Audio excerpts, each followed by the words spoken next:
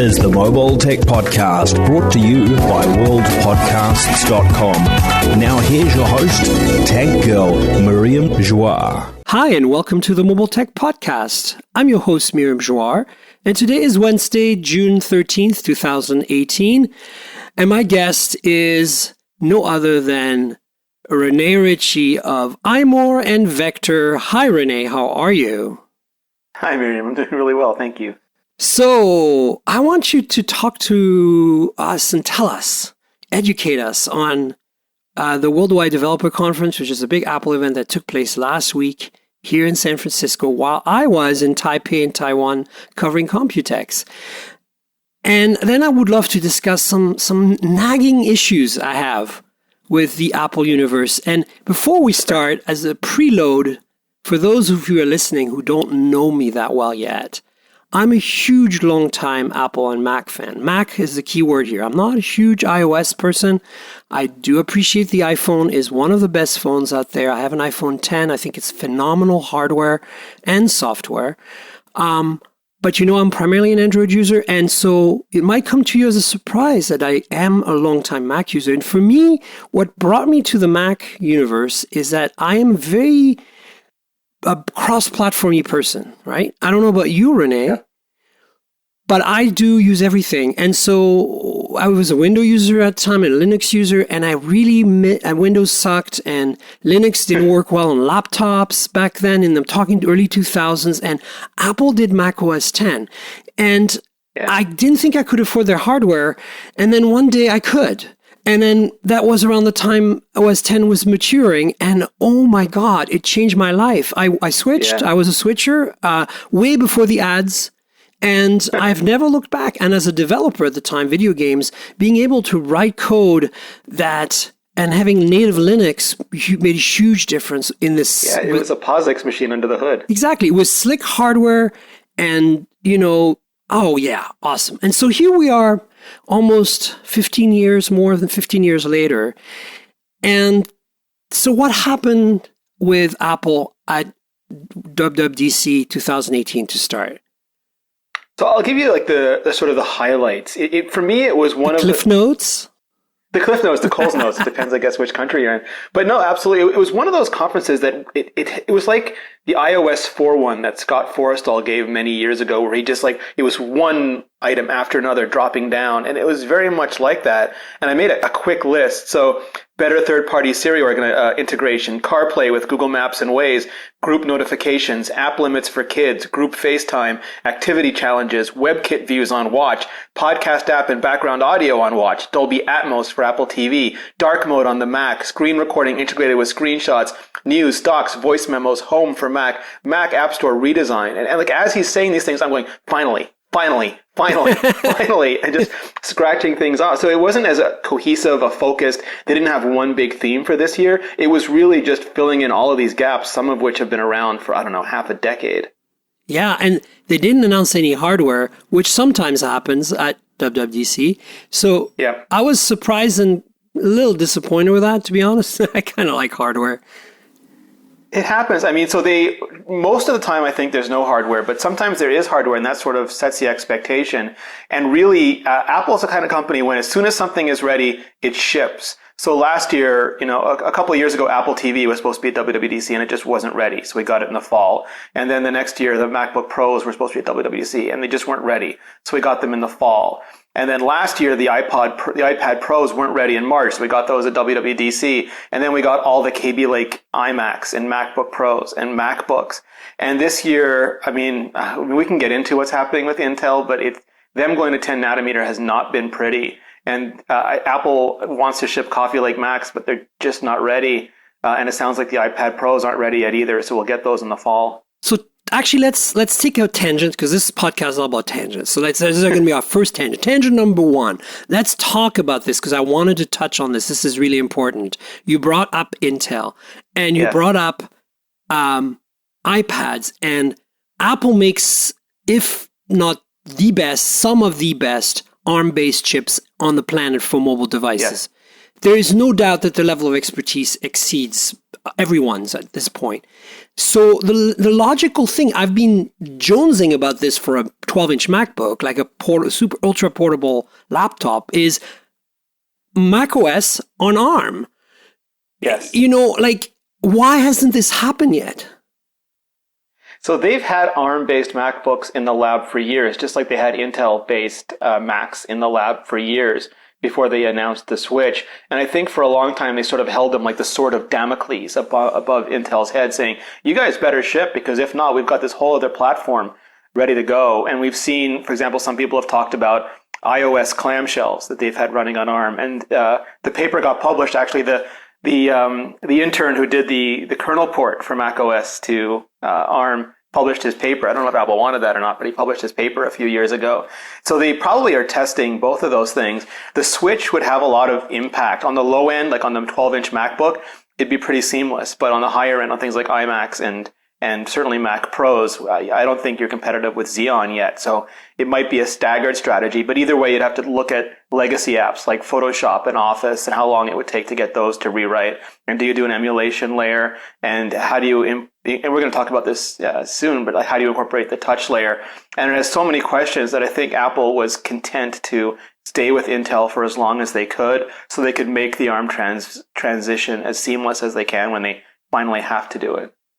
I think that there's no doubt that I don't see them switching to ARM for the full lineup right away. Yeah. I'm looking at a hybrid world of Intel-based Macs and ARM-based Macs that are seamless in their if you switch between them with an emulation layer for x86, which is basically what Microsoft and Qualcomm have been doing in a very rocky way with Snapdragon 835 last year. And I'm not saying rocky that it doesn't work. It does. It's a little compromised, but compromised leaning towards portability, which I think is good. But I think that if Apple did it, it wouldn't be compromised, and it would be possible that low-end machines could be ARM-based with an emulator, being able to run, legacy apps on macOS. And I'm not even talking about adding a touchscreen yet at this point. I'm just talking, think of your MacBook 12-inch today, same weight, size, form factor, double the battery life at LTE, ARM-based, it just works. Why can't that happen? Handle encode decode on H.265. Oh my God, way better than so Core much, M can don't do. we? Right? I mean, so that's. Go on. I had the review unit for the MacBook 12-inch last year's and the iPad 12.9-inch last year, and I could handle 3 streams of 4K video on the iPad, and it would choke the Core M processor on the MacBook so hard. I mean, that Core M is a disaster. I live with it when I travel. That's my main machine, but man, it's brutal. And the other thing that is brutal is that I have played with so many Windows laptops lately that are about the same size, format, and form factor that perform way better. And they might not be fanless. I don't know. All I'm saying is, why can't Apple deliver? I'm not expecting MacBook Pro levels of performance here, but somewhere in between, And so again, that goes to why don't they switch to ARM? And so I'm wondering why this is dragging on. You touched on the high end. They probably want to switch everything at once, right? That's basically Apple, right? Or there's this weird thing, there's this new Intel chipset that uses AMD graphics, which is, sort of like a hybrid I never thought I'd see. And then you look at the MacBook Pro, which has a T1 chip, essentially an embedded iOS and ARM architecture to handle security for things like Touch ID and Apple Pay. And the new iMac Pro, which has a T2 chip, which again is essentially embedded ARM and iOS to handle all the controllers and secure boot chain.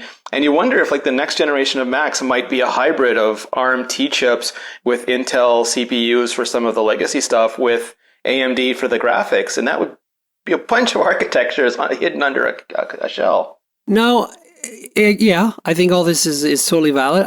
My question to you as an Apple expert is, why isn't it happened yet? I know that Apple is focused, first of all, it's a huge company with huge resources. That's the way I see it. Nowadays, they certainly aren't limited in their resources. And so what is holding them back, you think? Yeah, I don't know if it's so much as holding them back as timelines, because they're always juggling a bunch of different computers at once. And they moved with the T1 chip. The next year we did the T2 chip. And I think they weren't ready to make that transition yet. They were looking at Intel's roadmap, and Intel roadmap looked like it was pretty good. And then they hit 10 nanometer and it all Oh my fell God. apart, and you start waking up every morning, and it's supposed to be Kaby Lake and then Cannon Lake, and then all of a sudden it's Kaby Lake and then Coffee Lake and then Cannon Lake, and now there's like Ice Lake and Whiskey Lake, and it's optimize. And the list of Macs that have been delayed by this, I think it was beyond their expectation. So I think they probably had a timeline where they were going to get past Cannon Lake and start addressing it, and now everything is in flux, and they're probably going to have to accelerate at least considerably to get that done. So you think this is like a high priority for them at this point, correct? I think it's become it. I think when you look at Intel today, it has to be a high priority because it's almost like PowerPC back in the day. You just can't rely on them for your roadmap anymore. They reach a plateau at this point, and it's also, as you said, like the future, right? They can't depend on others, and I totally love that about Apple. I think it's amazing how much they've kind of done stuff in-house over the years. And as we all know, it helps the experience significantly. So now that we're done this tangent, let's regroup back to WWDC and maybe continue your line of thought along this. And I want to eventually touch on iOS apps on macOS and that whole can of worms of touchscreens and touch bars. And you saw that Asus laptop with that ridiculous touchpad that has a screen in it, which I'll tell you why I think it's ridiculous when we get to it, but I don't think it's per se technically ridiculous. I think it's implementation experience-wise ridiculous. Yeah. And so I kind of want to move to that, but you touched on a few things that I thought were pretty critical. To me, a lot of what you enumerated sounds like what we've heard from Google a month ago, or was it longer than that, at Google I/O? And Dieter made that analogy in his video on The Verge. I will put a link in the show notes. That video struck a chord with me at many levels, but I thought that he was right on there's some analogies, like the quiet mode, or where it's called. Tell us a little bit about what, if you think it's the other way around, that kind of Google preempted what Apple had been working on already and was clearly coming because we non-Apple people don't really follow that, or if it's just, yes, there kind of seemed to be a mirror here. Well, I mean, the people who watch this might go, oh, this guy copied that from that guy. And sometimes that's the case, and often that benefits the user because consistency is a user benefit. But a lot of these projects are years in the making, and there's just and they make sense because that's where the industry is going. And Google and Apple, it's weird. So just to back up a bit, all of these companies have problems. So Microsoft, they were not successful at mobile. So they were forced to bring Windows forward into the mobile era. And that included spending all of that time basically in the desert of Windows 8 to get through it and get to Windows 10. Google had no legacy computing system, so they could go all in on modern computing, but their Chrome platform didn't have the same sort of app following that their Android platform did. So they were still forced to sort of make a bridge between Android, which was super popular, and Chrome, which was sort of future thinking. And Apple had the benefit and the curse of having a really not huge market share, but huge profit share, very successful legacy computing platform, and a very popular, immensely popular modern mobile computing platform, and having to service both of those things. They couldn't sort of abandon their mobile efforts the way Microsoft did, or not worry about them the way Google had to. They have to bring both these things forward. So it's almost like a company divided against itself. And I think for the same reasons Google had to make some of their announcements with Android apps and with slices and with the way they're handling notifications, is that both of these companies have to address similar problems now. Yeah, no, that makes perfect sense. I mean, obviously, AI is going to be a huge part of any computing platform today. And getting Siri right is a pretty critical thing right now for Apple, right? Considering the competition is, I think, in many ways, quite a bit ahead. So So what do you think? I agree with that. What do you think of what they're bringing with Siri there? Like, do you think this is going to flip it over finally to a point where people can rely on it and feel like, hey, Siri is not maybe on parity now with Google Assistant, but I don't mind using it. It's part of my phone. I'm just going to use it. I mean, I think what they did something smart given what they had. And Apple is guilty of letting Siri just lie there dormant for years. They had such an advantage in terms of time, and I don't think they saw what Siri could become the way that Amazon saw what I don't know if I can say the word out loud, Alexis. I hope I didn't order anybody a dollhouse when I said that, what Alexa could become or what Google Home could become. So they sort of neglected it for years, and now they're paying for that. I think HomePod was the biggest example because there was no screen interface to fall back on. You absolutely had to nail it, and they had sort of a come to Jesus moment and realized all the work they had to do. And I think what they did was smart. So if people didn't see it, they announced a new system called Shortcuts, which is really two systems in one. The first one is basically it'll take any action that you have on the computer and any workflow, which is an app that Apple bought. It's basically Automator for iOS, and let you create a quick voice shortcut for that. So you can make complex actions like when I leave my house, make sure you message my spouse with the ETA for how long it's going to take. You set my thermostat up, and you order my Phil's coffee for along the way, and then you queue up my NPR podcast, and you do all that with you just say going home, and it just does all of that for you. And that's like super nerd nirvana because people have been dying to do like Automator stuff on mobile. But okay, I agree with you on all of that. But do people actually do that? Like, to me, here's the thing, right? I'll tell you, Rene. You know me, I'm a nerd. I would kind of want to use these kind of features, except they never work. Like, even with Google and Alexa, oh man, I shouldn't have said that. Sorry. More dollhouses. Even with them, it's like, half those times these rules work, but because there's always some SDK, some layer somewhere that breaks down in the cloud, right? It's like Phil's coffee systems are down, so you're not going to get your coffee. Yeah. It misheard you and it's sending the text to, somebody's named almost the same. No, I think all of that is fair, and I think that's why the other part of what they announced is to me the better part, the more important part, and that is like for years we've had people deal with these pull interfaces where you basically had to spelunk down levels of system and app UI to find the feature you want, and then they started playing with this proactive thing a few years ago where it would try to surface like your dinner reservation is coming up, the traffic is bad, you should leave now, and help you with those things, or you work out every morning, it'll just show you your workout app when you open your phone, and now they're opening that up to apps. So you could pick up your phone, and because you ordered Phil's coffee every day for the last 2 days, it says, "Do you want to place your usual order?" Now I think is much cooler. And I think that's what Google did with the Assistant. That really worked. In the early days, it was Google Maps, right? The first time Google Now told me I was going to run late for an appointment, because traffic was worse than expected, and I did not input anything that I was aware of to make that advice happen. It blew my mind. It was a few years back.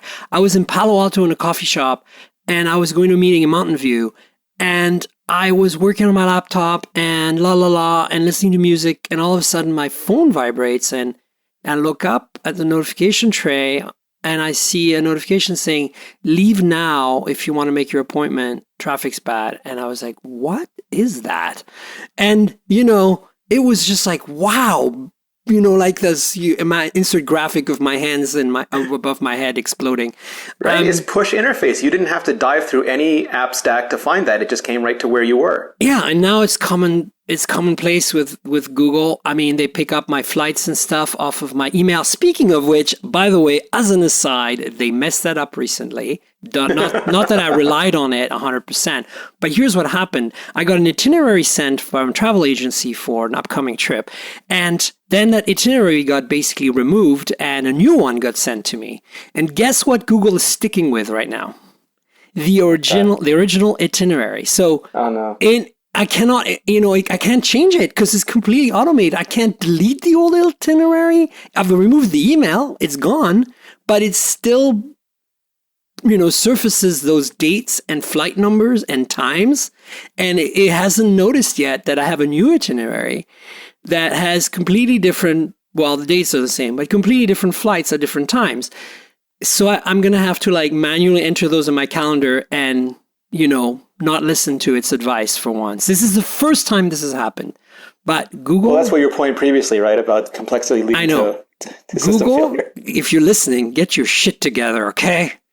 But it's great because it'll be not just your pizza order, but I had a movie ticket and it was just in my wallet, and then my phone popped up and said, "Your movie's about to start. Do you want to go into do not disturb mode?" And I would never have thought to do that, but it's a good thing to do. Yeah. No, but it's nice when it works. It's, oh man, it's so good, right? Yeah. And I would say for Google, at least, it works most of the time. I think it depends how much data you pump into it. How has it been in your experience with Siri? It's been good. So the model is fundamentally different in that you don't give Apple will use their existing data detector thing. So for example, if they find events or links or anything in your mail or your messages, it'll try to surface that for you if it thinks it makes sense. But mostly it's app based. So on the lock screen, for example, it could prompt you with things. But when you launch a new app, and I really like this because I think this helps bridge normals into nerds. For example, if you have the Domino's app, it'll say, do you want to set up a standard pizza order? And then you can press that button and say pizza time. And from then on, anytime you say that to Siri, your standard pizza order will just happen. And That's you can cool. do that. The other place they're putting it is in search. So if you just swipe down to get Spotlight, it'll give you a list of activities. Like it might say, message Miriam to say, I'm ready for the podcast. And then I don't even have to write that message. I tap the button and it goes. And it stops me from having to deal with interface, which I don't want to do as someone who's used computers all my life. I can't imagine how normal people feel when they're faced with so much interface all day. Yeah, no, I agree. And I think slices and some other features, what Google's done with Android to do something similar and showed at I/O. But so it's interesting to me. You touched on something that I feel we should talk about some more, and that's the kind of granularity level stuff, right? To me, what I'm asking is, as a primarily Google services user using an iPhone 10 with all the Google apps installed, not wanting to I want to use Siri. I don't want to not use Siri because it's so well integrated, but I end up not using it because it doesn't know anything about me. Yeah. Because I don't use a lot of Apple's ecosystem in terms of cloud. So my question to you is this, if, would I have to use Apple's email client and calendar for Siri to know about my stuff? Couldn't Siri grab all this stuff from the notification tray? So the way it works, Apple has got a fundamentally different model.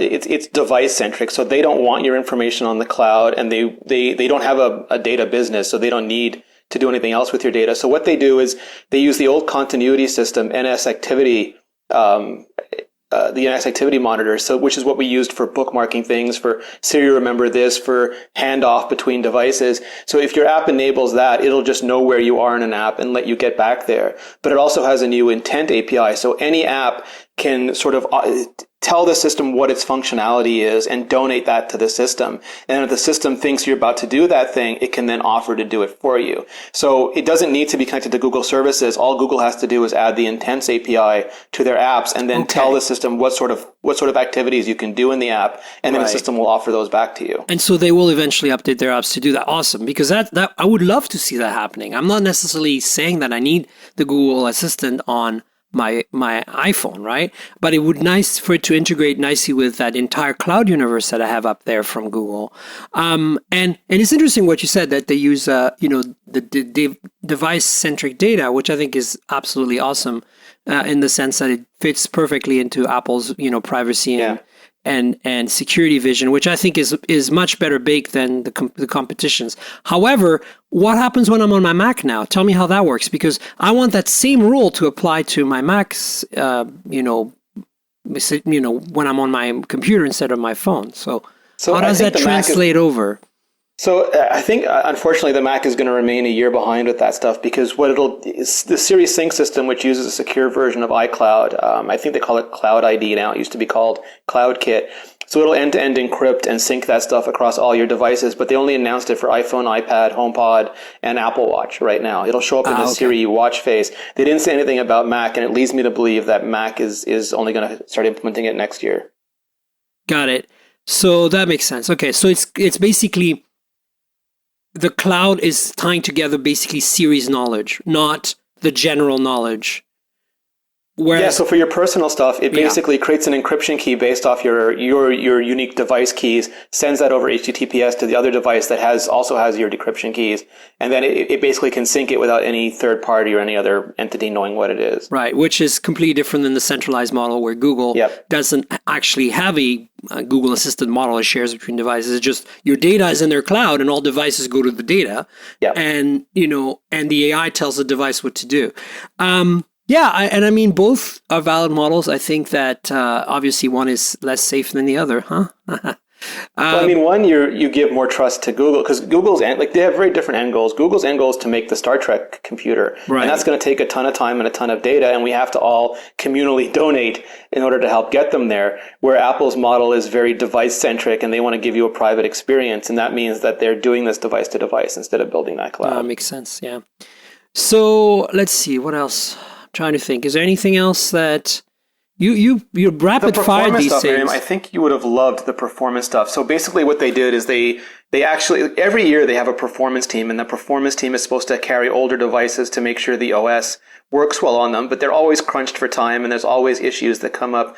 So this year they actually pulled engineers, including the engineers who created some of the frameworks that we use every day, and they said, your job is to make iOS run phenomenally well on older devices, and that includes like removing things that were bound by synchronicity or things that were just commingled. They had people, everything from auto layout to all the UI list views and collection views. They had all those engineers sit down and say, can we make this take less time? Can we make these things happen at different times? Can we remove all the initial sludge from this? Can we ramp up the CPU faster so that it gives you that instant response and then slow it down instead of making you wait for the ramp up? Right. And all these things come together so that iOS just flies on older devices. I'm looking now. forward to that for my good old iPhone 6 Plus. Yes. It's a Oh, it's great so much phone. better on It's the 6 such Plus. nice hardware. Yet it is so goddamn slow with whatever it is now, 11.4. Is that where we're at? Yeah.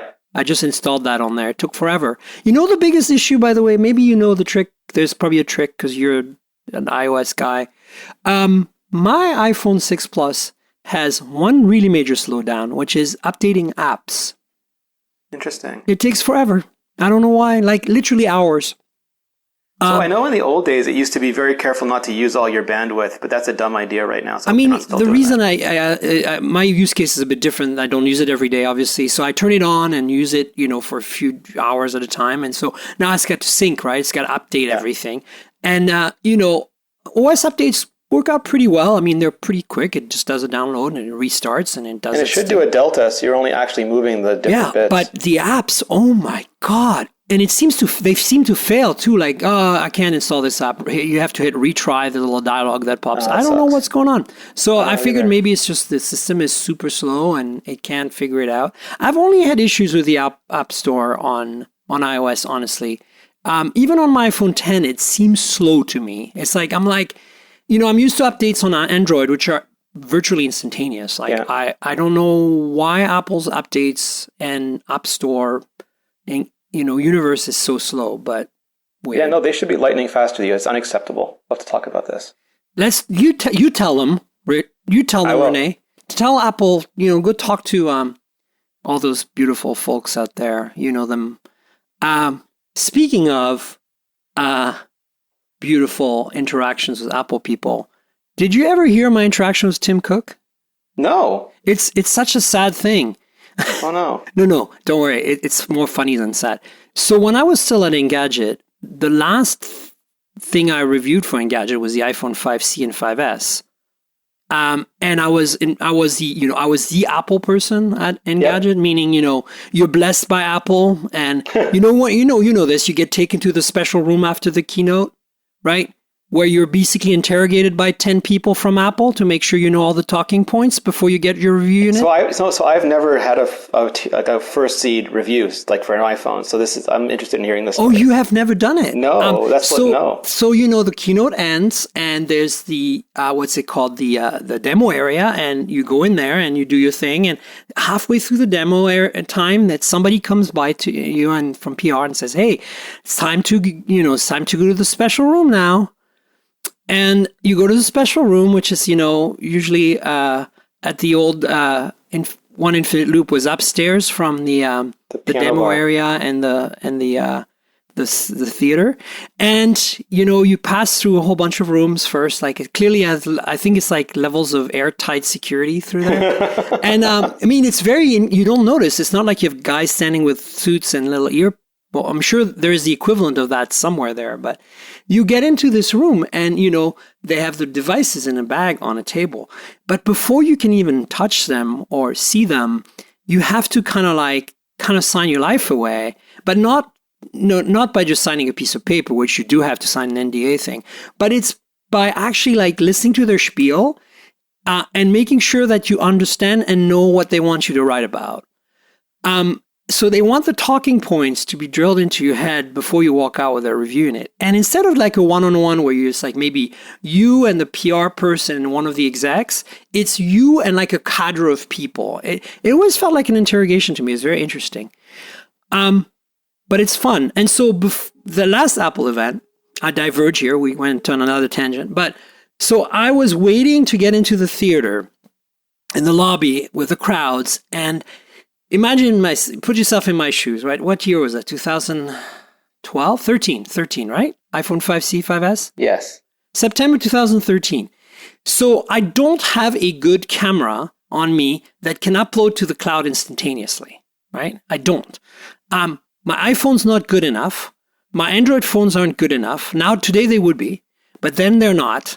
And I don't have a connected DSLR that's connected well enough. It's definitely good enough as a camera. So what did I do? I brought with me a Lumia 1020. Remember that phone? Yeah, I have one. I have the yellow one. And so that phone is what I brought. And it's bright yellow, right? Yep. And I'm holding it, taking photos, and I've got it set up to upload automatically to, what is it? OneDrive or something? SkyDrive back then, maybe? SkyDrive, yeah. And so I do that, and it's great, right? The team is sitting there on a folder waiting for my photos to come in, and basically before the live blog starts and posting them on social, doing cool stuff. They're happiest by the quality is good enough. It's certainly better than anything else I could have done with the phone. Worse than the DSLR, but the DSLR would have choked on its Wi-Fi connection by now. And as I'm holding the photo, taking a picture of the crowd, towards me walks Tim Cook and his cadre, right? And guess what he does? He sees the yellow phone, and he looks at me, pauses. You're using the wrong phone. And I didn't know what to say to that. I'm like, no, I'm not. But like, I didn't want to say that. But I'm like, your iPhone can't take these photos, man. I'm sorry. At least I was using a 5 at the time if I wanted to use the best iPhone, you know? Yeah. So that everybody noticed. Lots of people took pictures. There's video of it. I made a complete ass of myself the first time I met Tim Cook. Yeah. Mostly because I had a yellow phone in my hand.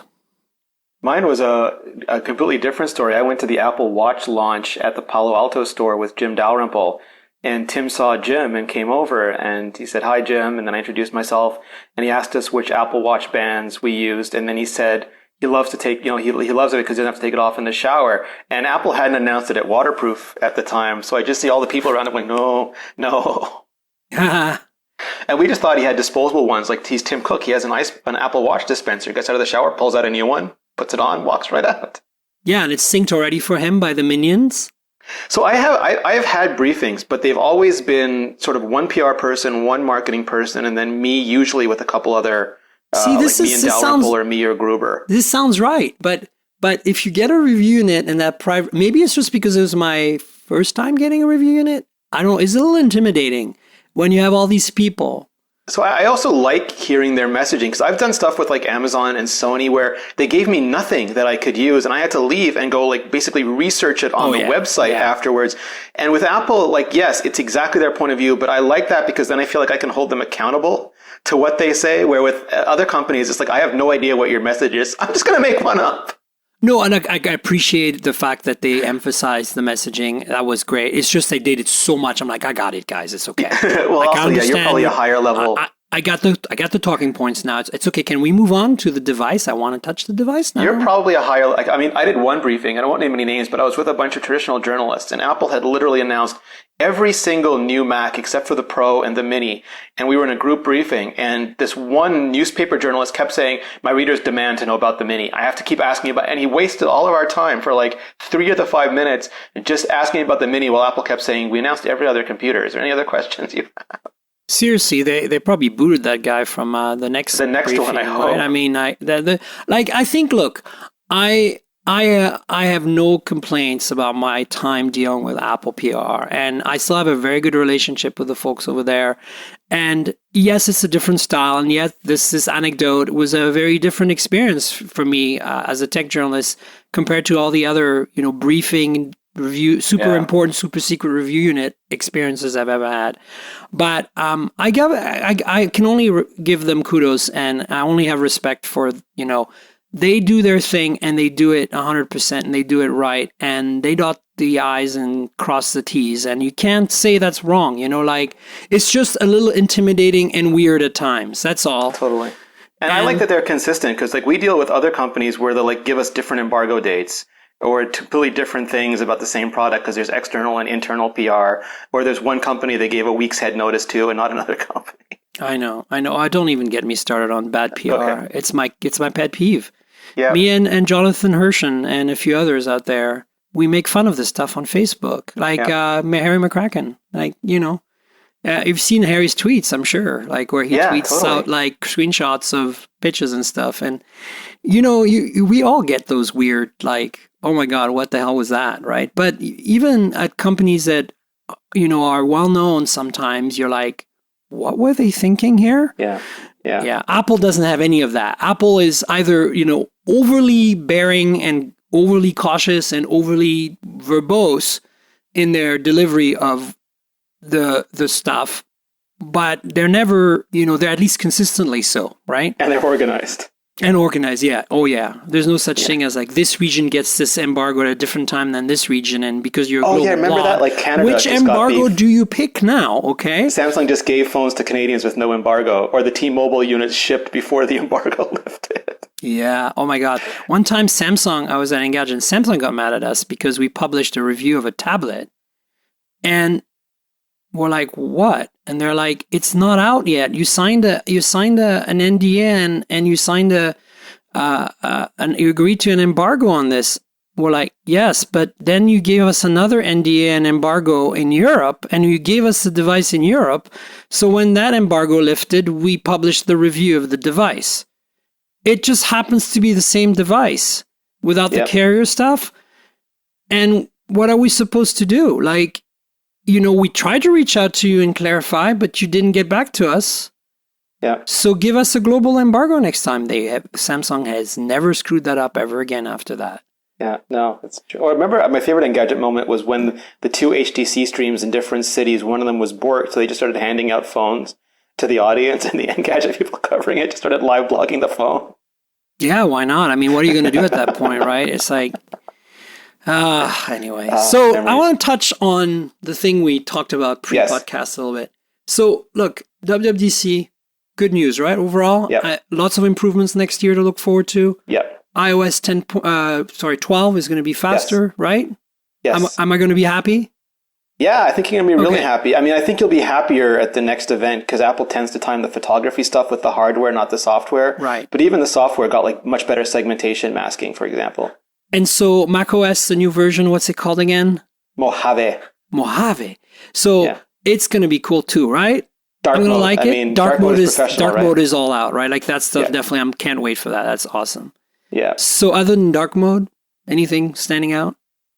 For macOS, I mean, the new App Store. But the biggest thing is, what that code name Marzipan stuff, which is basically, for a long time, App has had AppKit. That goes back to the Nex days. And then when they made the iPhone, they didn't want to just use AppKit. They wanted to make something new. So they made UIKit. Right. And now there are millions of UIKit apps, but there are not that many AppKit apps, especially when you have a big new Mac App Store.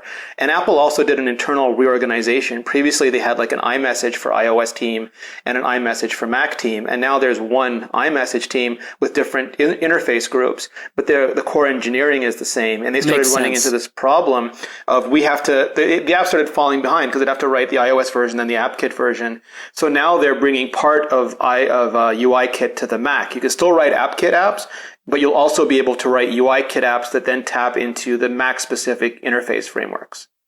And that is leading us in a beautiful segue to the next part of our conversation. Thank you, Rene. Okay, so this is great. I'm all for it.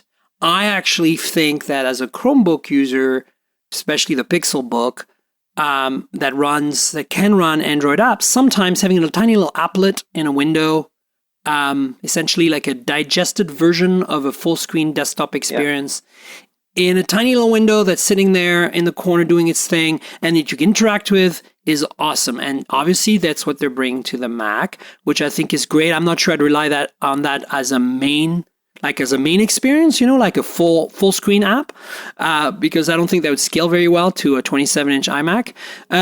But I like the idea. I'm on board. But here's my big question to you is, how the hell do you use this with a mouse and keyboard?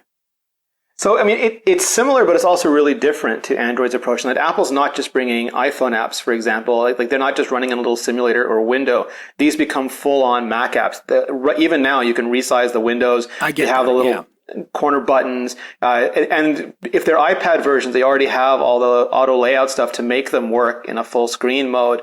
Some of them might be sparse on an iMac screen. That's what I'm saying, the sparseness, yeah. Yeah, but if your collection view is full, it'll just keep filling out that collection view. So you may not notice, but I think the big thing is there are a bunch of iOS developers that have just never bothered to make app versions. And it's not that they don't want to, it's just they have a list of so many things to do, and it's a lot of work to build, like they can share data models back and forth, but it's a lot of work to share engineering back and forth. And that's why like Paul Haddad famously does not like AppKit. So he hired Todd Thomas to make the AppKit version of Tweetbot for the Mac. Whereas the Icon Factory, they maintain a separate version of Twitterific for the Mac and for iOS. And there's people like Greg Pierce, who makes drafts, who's like always wanted a Mac app, but just he's a one-person shop. He doesn't have the time to make a completely different app. And with this, he probably doesn't have to. We saw people at WWDC who were bringing over not perfect, but functional versions of their app in half a day. And that's awesome. And I totally understand the difference between, emulating Android inside of Chrome OS and actually running native Mac apps, well, iOS-like apps or iOS-written apps on the Mac. What I'm asking is the interface. This is my biggest gripe right now is how the hell do you... I mean, the first thing, Dieter said this in his video, the first thing you want to do to these apps is touch the screen.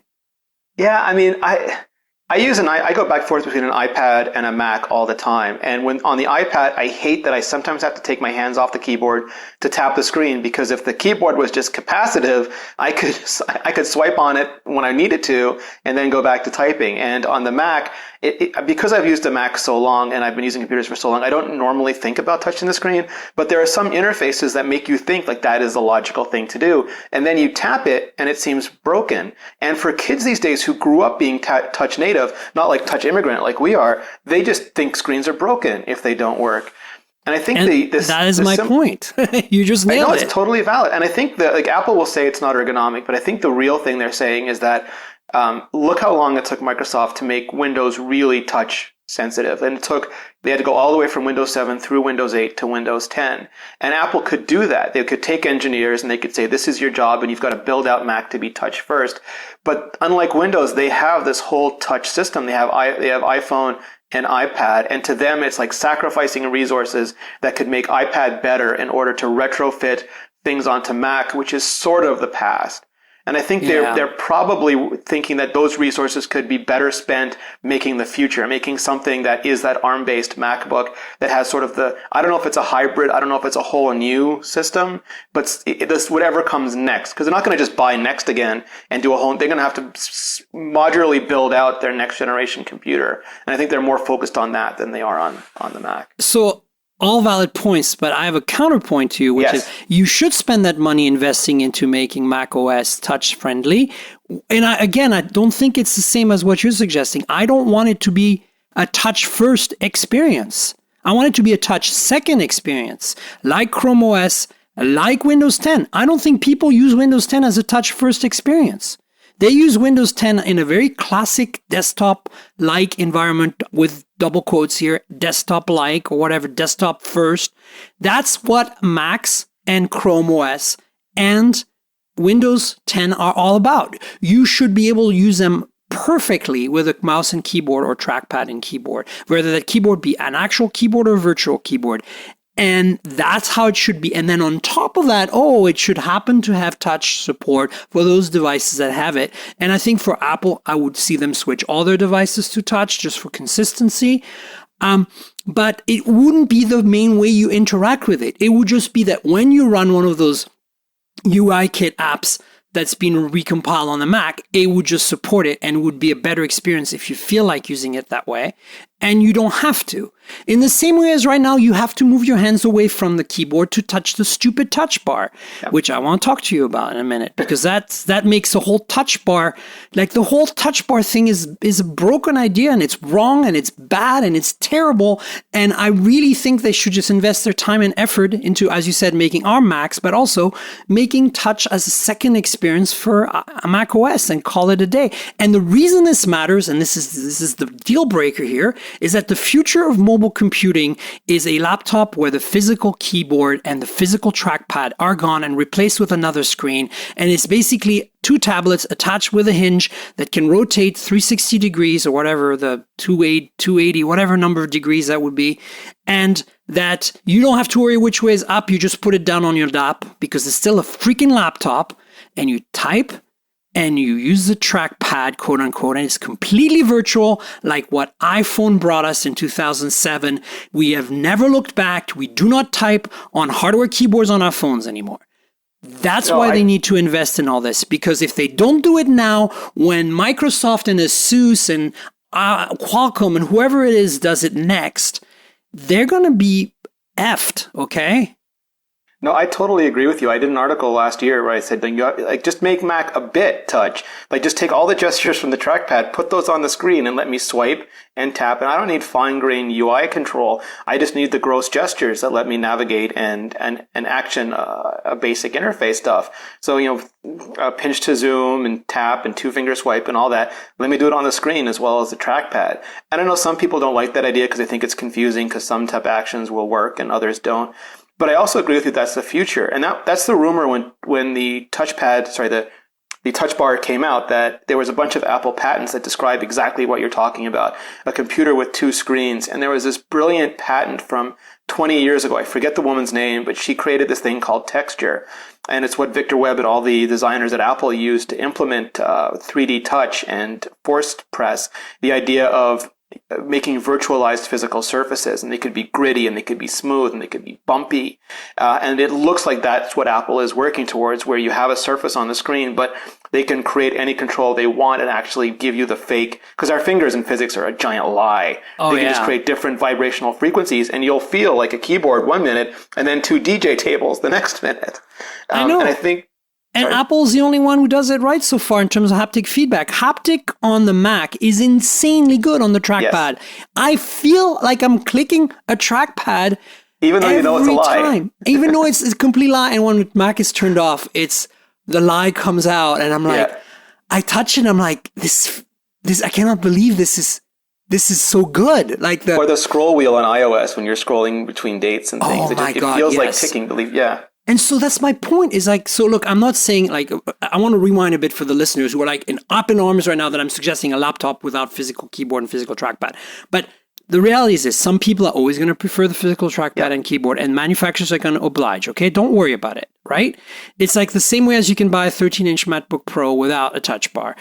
Or you can buy a phone or a BlackBerry with or without a with a little asterisk next to that last statement, because as an aside, and I'm going to take that tangent right now, I wish Touch Bar A didn't exist, but if it does have to exist, this is what I think Apple screwed up with it. Really. Like, I don't like it. That's my personal taste. I'm not saying that some people do. So I'm not saying it's a bad idea originally.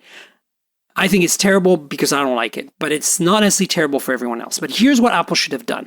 It should have had haptic feedback from day one. They had the stupid thing in the stupid trackpad already. Yeah. Number one. Number two, the escape key, the virtual escape key, should either be a physical key on that row to kind of mirror the fact that there's a Touch ID sensor on the other end, or it should be placed physically on the touch screen in the exact spot it should be and have haptic feedback. I agree with both those things. At least that, as a bare minimum, that's my expectation. And maybe the next generation MacBook will finally do that. But here is the kicker. Why not make it like you did back in the day, Apple, with the glossy versus matte screen, where you ordered whatever MacBook you want and you add the touch bar for $500? That's probably high. You add the touch bar for $299. That's probably too high. $199, whatever it is.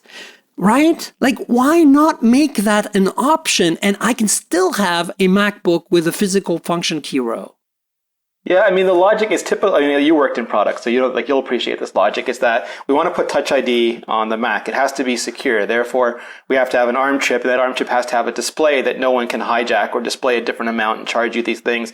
Therefore, it has to be controlled by the chip and the Touch ID sensor. So we have to put a tiny display in the keyboard. We're putting a tiny display in the keyboard. We might as well stretch it out and give some area to show the shortcuts that nobody ever remembers how they work on a Mac. Yeah, and the idea was sound until they decide not to put haptics and agreed. make the escape key a non-hardware key. Agreed. That's it. And as I said, the secondary requirement is make it optional.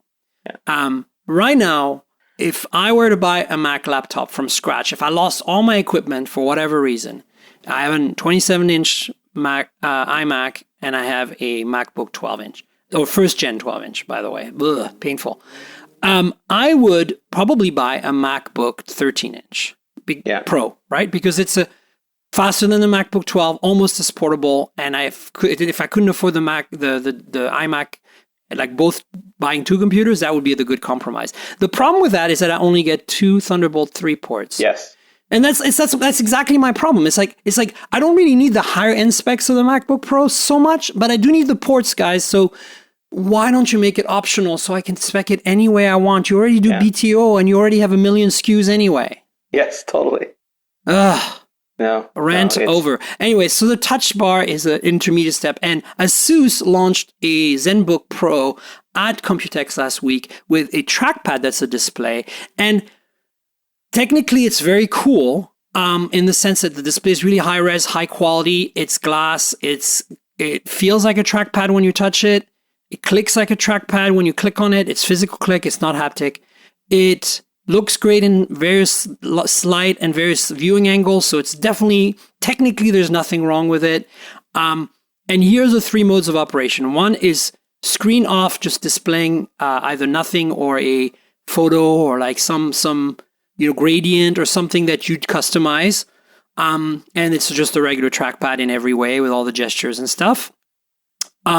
Two, it turns into basically a little iPhone or Android device or whatever you want to call it, a little mobile device down there with a little touch interface and little applets, calculator, phone dialer, weather widget, play controls for your favorite, music app, whatever. And then there's a third mode where it becomes a second screen for Windows. So you can drag a window into it. And all of this is cool, but from a user experience point of view, right? It's totally not thought through very well. But here's the thing. That doesn't mean it can change.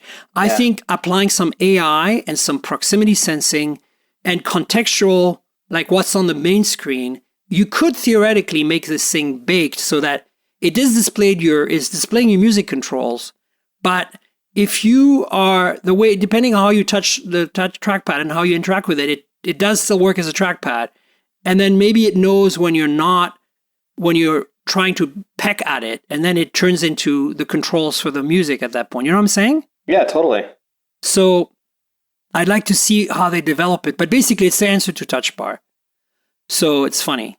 There was this, I just remember there was this really cool demo. They have these different meetups at WWDC, and I always go to the accessibility one because it's always so cool every year. And they had this young Italian developer who made this app called Vizzo. Oh, I saw that. Yeah, so instead of buying like this expensive Switch controller, you put your iPhone 10 with the true depth camera behind your Mac, and it reads your head movements and translates that into cursor movements, and then it translates your mouth movements into clicks. And you can navigate the entire macOS interface just with the true depth camera.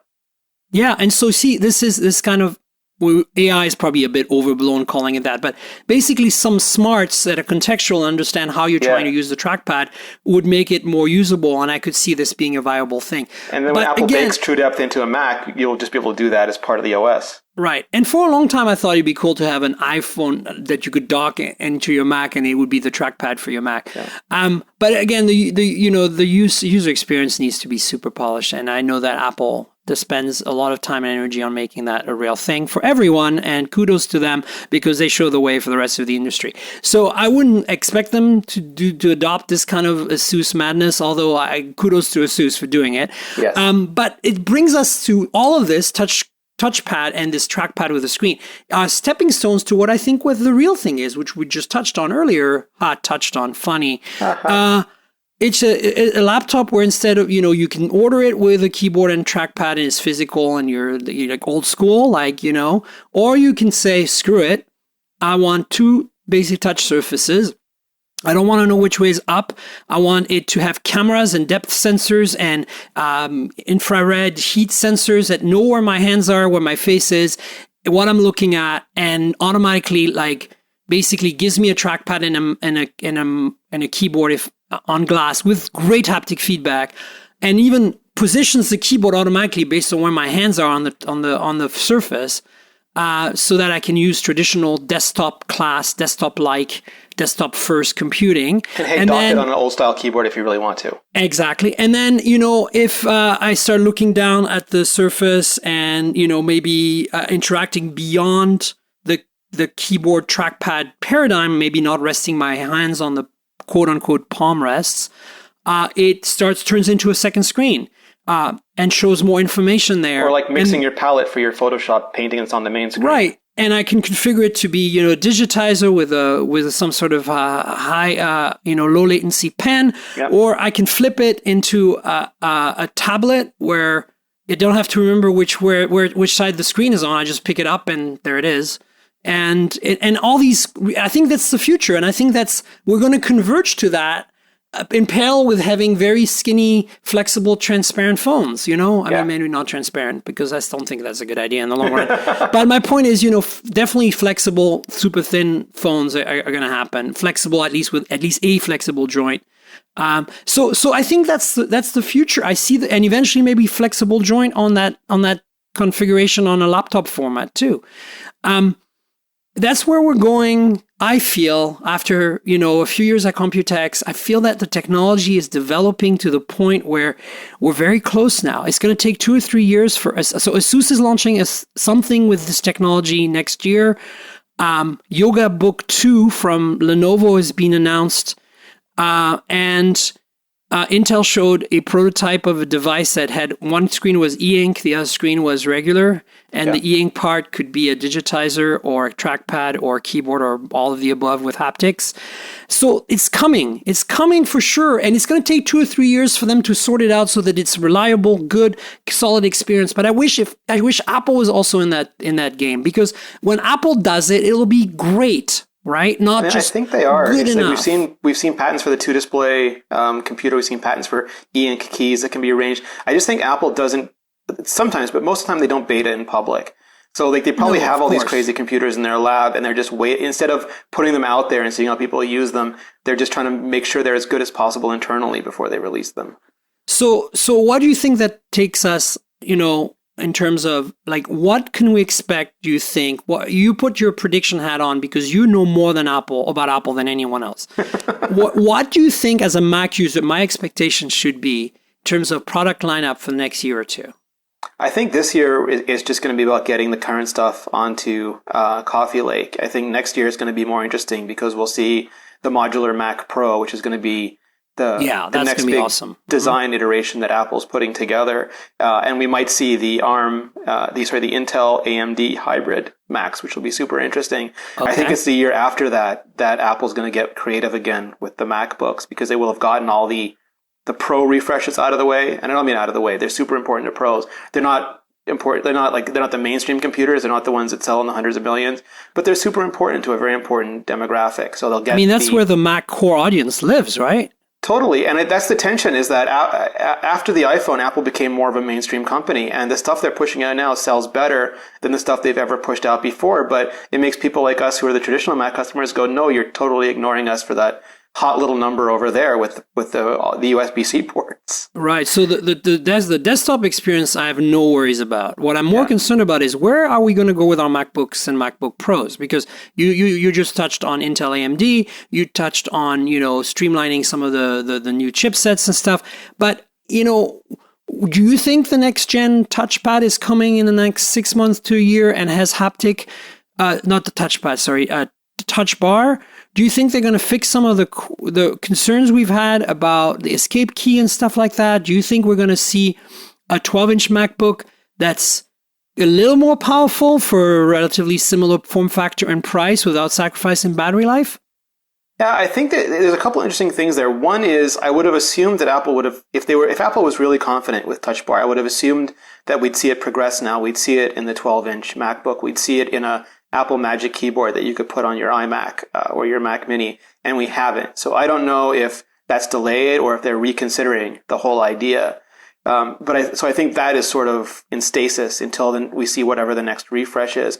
But I think we're heading towards that ARM MacBook, and I think everything we've seen up till now, where APFS, the new Apple file system, runs across the entire product line. They've rebuilt the windowing manager, the launch manager. Now they're doing the Marzipan apps where they're blurring the line between AppKit and UIKit. And I think all of that, they have a huge legacy system base, but they're slowly swapping those out for highly modernized components. And I think that's the foundation they need to sort of launch that ARM MacBook and start doing these next generation Macs that we're waiting for. And what do you think the pros are going to be able to get from the MacBook line in the next year or two? Because honestly, hopefully they got over the USB-C stuff, which I think is the way to go.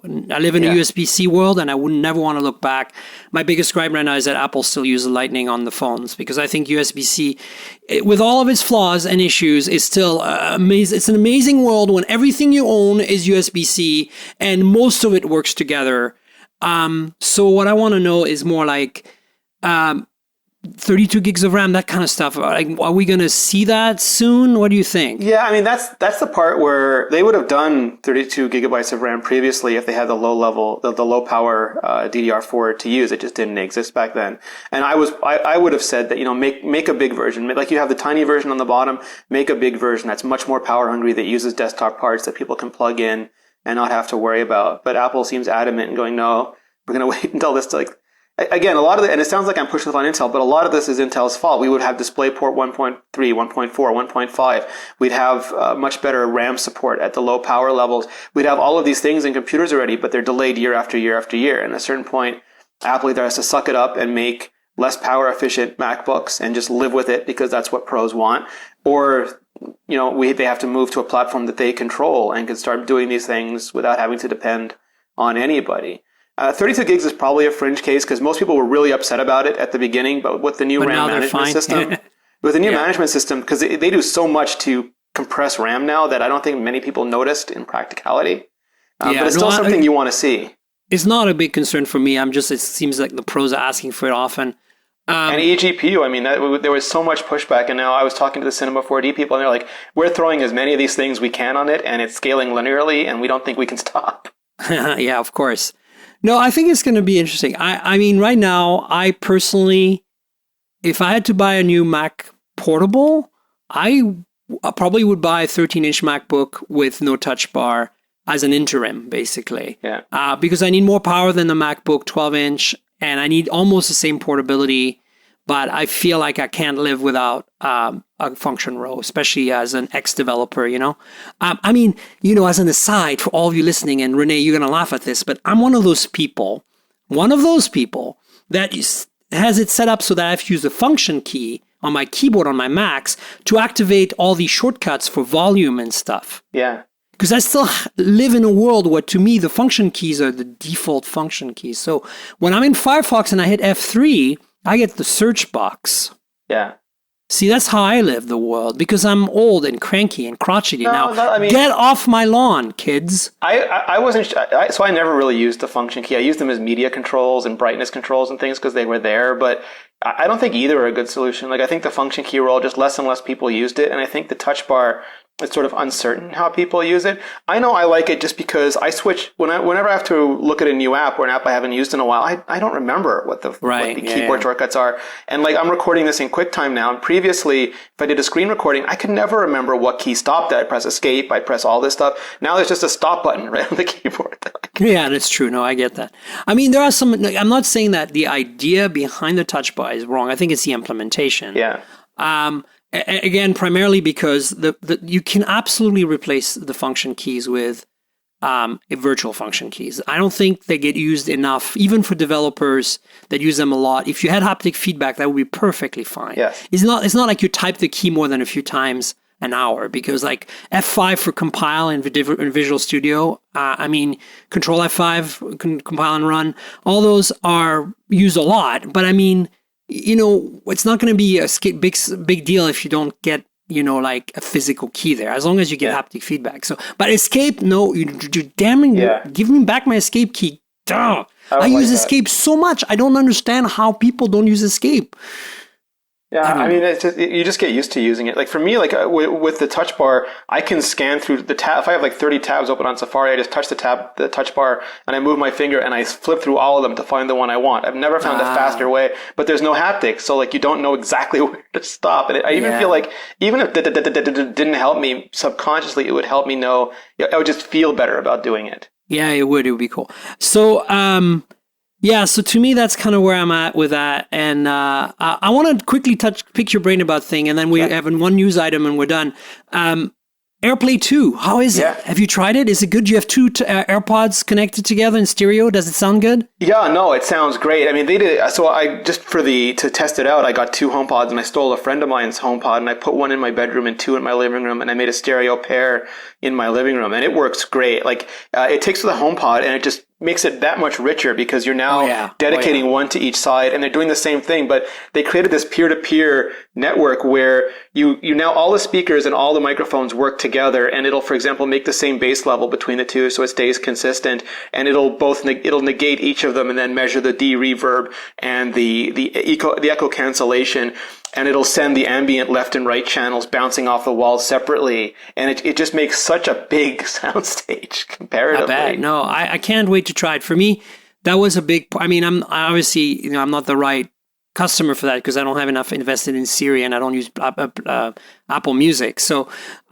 better integration with third-party services and AirPlay 2 were the two kind of big things that would make me want to try the AirPod. And I think I'm still waiting for better. I want Google Play Music integration natively through Siri.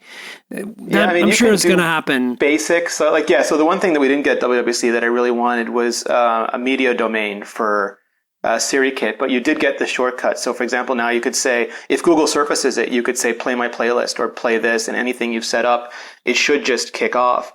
The thing that I was really impressed with was the whole room audio, because I've had that with Sonos for a while, but when you're using native iOS controls and voice, you can just say, move this to the living room, bring this music here, play this in every room but the bathroom.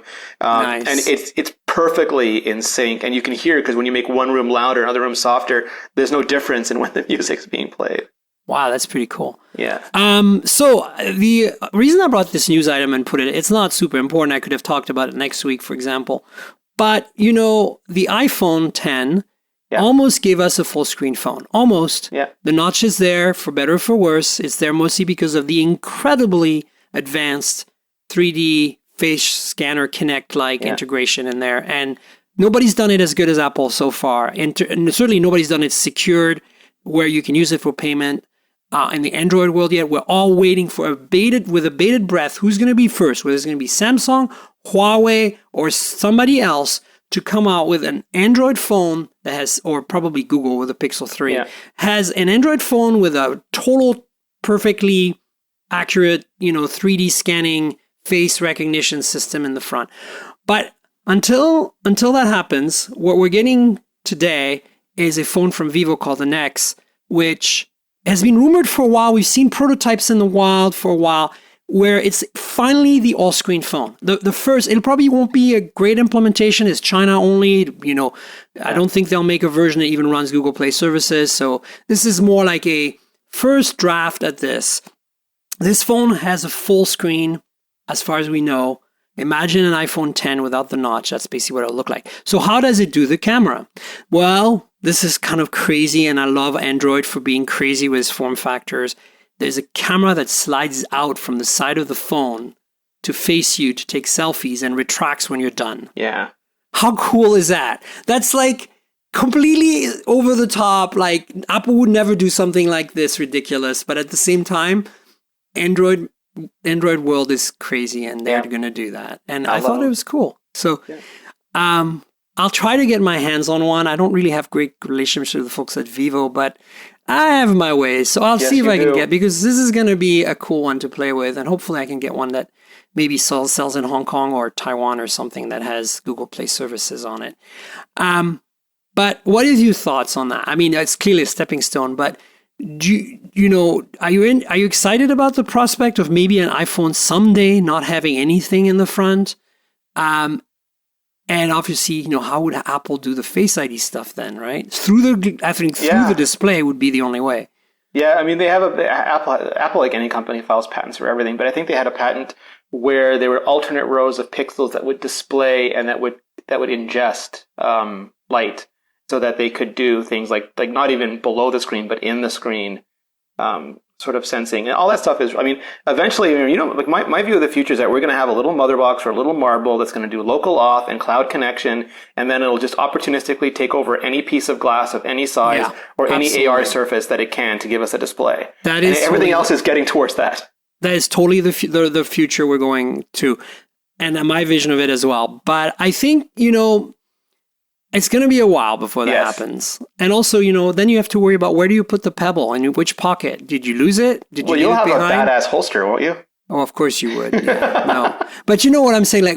Not me or you, we would figure it out. But where does the average, think of the average soccer mom with an iPhone today, right? Yeah. Probably throw it in their little bag with everything else. They'll be like Wakanda. There'll be little beaded bracelets. Oh my God. Such hippie you are. Yeah, maybe.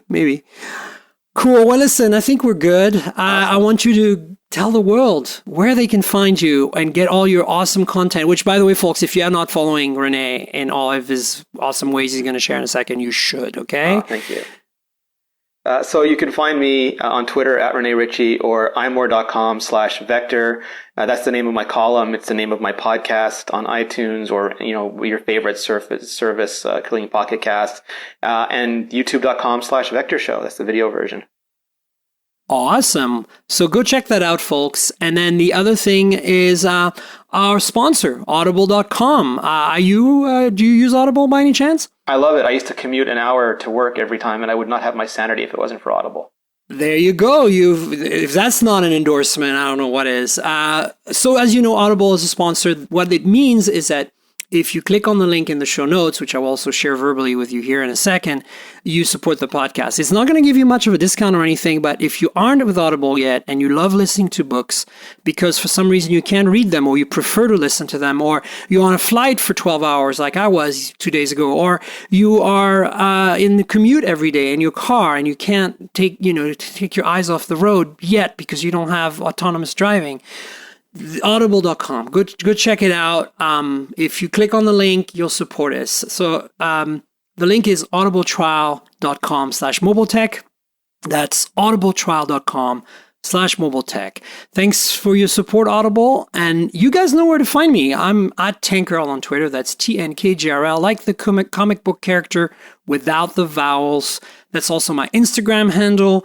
You will find me on YouTube as youtube.com/Miriam Jouar, my full name spelled out, Miriam with a Y. And all this content that I post, Instagram has pretty photos. YouTube has cool unboxing videos and review videos and hands-ons and interviews and things that I find in my travels and my trade show attendance. All that stuff is as a little gift for you guys who listen to the podcast. You folks love the podcast, and so if you want additional content, that's where it is. Remember to subscribe to the YouTube channel, like the videos, all that. And more importantly, subscribe to the podcast. Tell your friends. mobiletechpodcast.com is the URL. We're on Pocket Casts, Overcast, iTunes even. Those Apple folks who are listening to this show, we do not hate Apple on this show, okay? I might be cranky about Apple from time to time, but we don't hate Apple on this show.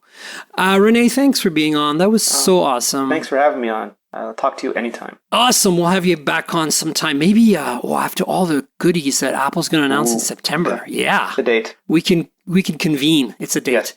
Super. Thanks for being on, and stay tuned for another show next week, folks. Cheers, everybody. This has been the Mobile Tech Podcast with Tank Girl, proudly presented by worldpodcasts.com. You can visit us online at mobiletechpodcast.com.